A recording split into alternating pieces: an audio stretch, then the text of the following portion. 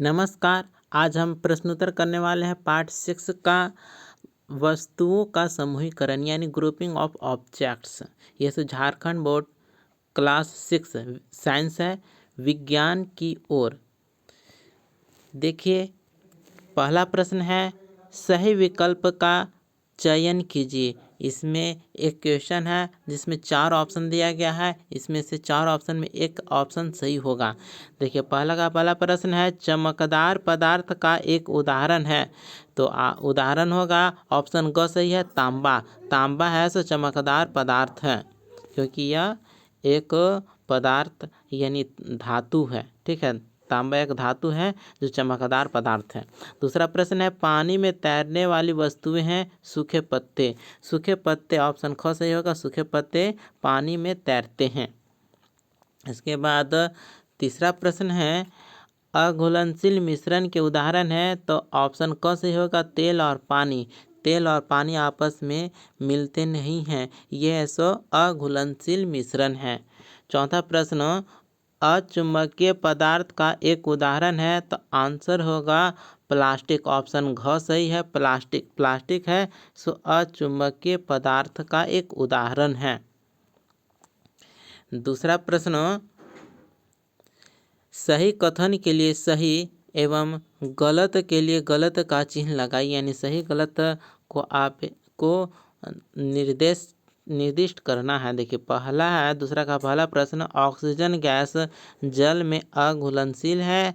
बिल्कुल सही, घुलनशील है। ठीक है, ऑक्सीजन गैस जल में घुलनशील है, ये तो सही है, टिक मार देंगे। दूसरा प्रश्न है स्पंज के टुकड़े को नहीं दबाया जा सकता है। गलत, स्पंज के टुकड़े को दबाया जा सकता है। तीसरा प्रश्न है सोना पानी के संपर्क में आने पर अपनी चमक खो देता है। गलत, सोना पानी के संपर्क में अपनी चमक नहीं खोता है। चौथा प्रश्न है पानी एक अपारदर्शी पदार्थ है। गलत, पानी एक पारदर्शी पदार्थ है जिसके आसपास देखा जा सकता है। इसके बाद तीसरा प्रश्न है निम्नलिखित के दो उदाहरण दीजिए। जैसे है पहला प्रश्न है नरम पदार्थ। नरम पदार्थ का उदाहरण होगा रबर और कपास नरम पदार्थ है। जल में घुलनशील द्रव का उदाहरण होगा शहद, शराब। जल में घुलनशील गैस का उदाहरण है ऑक्सीजन, कार्बन डाइऑक्साइड। जल में अघुलनशील ठोस है बालू, लकड़ी। इसके बाद हम चौथे प्रश्न की ओर आते हैं। प्रश्न करता है कि निम्नलिखित में किन पदार्थों को आप मुलायम पदार्थ के रूप में चिन्हित करेंगे और क्यों। देखिए, बर्फ, रबर का छल्ला, पत्ता, पेंसिल, मोती, पका हुआ चावल, रोटी, दाल, शार्पनर। ठीक है, तो यहाँ पर मुलायम पदार्थ चिन्हित करें और कारण बताना है। ठीक है, तो मुलायम पदार्थ हो गया रबर का छल्ला, पत्ता, पका हुआ चावल, रोटी, दाल। ये सभी मुलायम पदार्थ है क्योंकि इसका कारण दिया गया है कि ये पदार्थ आसानी से दबाए या मोड़े जा सकते हैं। इसके बाद आगे पांचवा प्रश्न है। प्रश्न करता है कि निम्नलिखित समूह में मेल न खाने वाला ज्ञात कीजिए। ठीक है, तो जैसे है पांचवा का पहला है कुर्सी, मेज, अलमारी, बच्चा, पलंग है। ठीक है, तो इसमें बच्चा मेल नहीं खा रहा है क्योंकि यह एक जीवित वस्तु है। बच्चा एक जीवित वस्तु है, जबकि कुर्सी, मेज, अलमारी, पलंग ये सभी निर्जीव वस्तुएं हैं। दूसरा प्रश्न है गुलाब, गेंद, नाव, पलाश, कमल में नाव अलग है क्योंकि नाव यह फूल नहीं है, जबकि गुलाब, गेंदा, पलाश, कमल ये सभी फूल का नाम है, जबकि नाव फूल नहीं है। तीसरा प्रश्न है चीनी, रेत का कॉपर सल्फेट नमक में कौन सा मेल नहीं खा रहा है। तो रेत, क्योंकि रेत यह जल में अघुलनशील है, रेत जल में नहीं घुलता है, जबकि चीनी, कॉपर सल्फेट नमक जल में घुल जाता है। चौथा प्रश्न है तेल, चाय, शरबत, पानी इसमें मेल नहीं खाता है। कौन सा। तो तेल, क्योंकि तेल यह जल के साथ नहीं घुलता है, जबकि अन्य चीज़ें जैसे चाय, शरबत, पानी ये सभी जल के साथ घुल सकता है। अगला प्रश्न करता है कि निम्नलिखित वस्तुओं को घुलनशील एवं अघुलनशील वस्तुओं में वर्गीकृत करना है। ठीक है, घुलनशील और अघुलनशील वस्तुओं में वर्गीकृत करना है। तो देखिए सबसे पहले घुलनशील वस्तुएं हैं जैसे चीनी, नमक, शहद, ये सभी घुलनशील हैं। जबकि अघुलनशील वस्तुओं के अंतर्गत आएगा सरसों का तेल, बालू, चौक का चूर्ण, फूलों की पंखुड़ियाँ, मिट्टी, गेहूं का आटा, ये सभी अघुलनशील वस्तुएं हैं।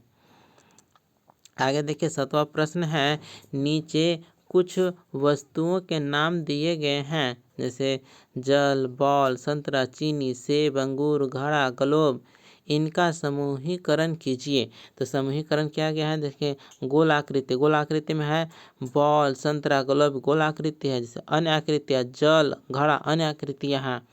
खाद्य पदार्थ में है संतरा, सेब, अंगूर, चीनी खाद्य पदार्थ है। जबकि अखाद्य पदार्थ में आएगा जल, बॉल, घड़ा, ग्लोब, ये सभी अखाद्य पदार्थ हैं। इसके बाद अगला प्रश्न है 8वां प्रश्न करता है प्रश्न की पदार्थों के समूहीकरण का उपयोग अपने दैनिक जीवन में आप कहाँ कहाँ करते हैं। ठीक है, तो पदार्थों के समूहीकरण का दैनिक जीवन में उपयोग, पहला उपयोग होगा खाद्य और अखाद्य पदार्थों को अलग करना जैसे अनाज, सब्जी, फल। दूसरा पॉइंट होगा सूखे और गीले कचरे को अलग करना। तीसरा पॉइंट है दवाई और घरेलू वस्तुओं को अलग अलग रखना। चौथा पॉइंट होगा कपड़ों को गर्मियों और सर्दियों के अनुसार अलग रखना। अब हम 9वां प्रश्न की ओर आते हैं। प्रश्न करता है कि पारभासी और अपारदर्शी वस्तुओं में अंतर उदाहरण सहित लिखिए। तो यहाँ पर देखिए कि पारभासी और अपारदर्शी वस्तुओं में अंतर है। एक प्रकार है पारदर्शी, पारभासी, अपारदर्शी। एक तरफ से परिभाषा है, उसका उदाहरण दिया गया है। ठीक है, तो पारदर्शी का परिभाषा होगा कि जिन वस्तुओं से प्रकाश पूरी तरह गुजर सकता है उसे कहेंगे पारदर्शी। जिसका उदाहरण होगा कांच, पानी।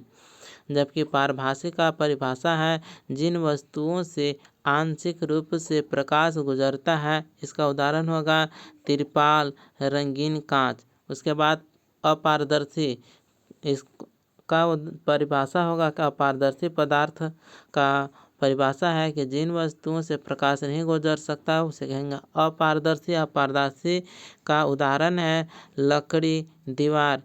इस प्रकार से पारदर्शी, पारभासी और अपारदर्शी वस्तुओं में अंतर स्पष्ट हुआ है।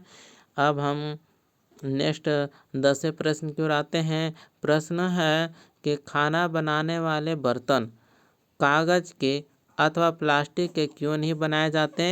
तो आंसर होगा कि निम्न कारण से नहीं बनाए जाते।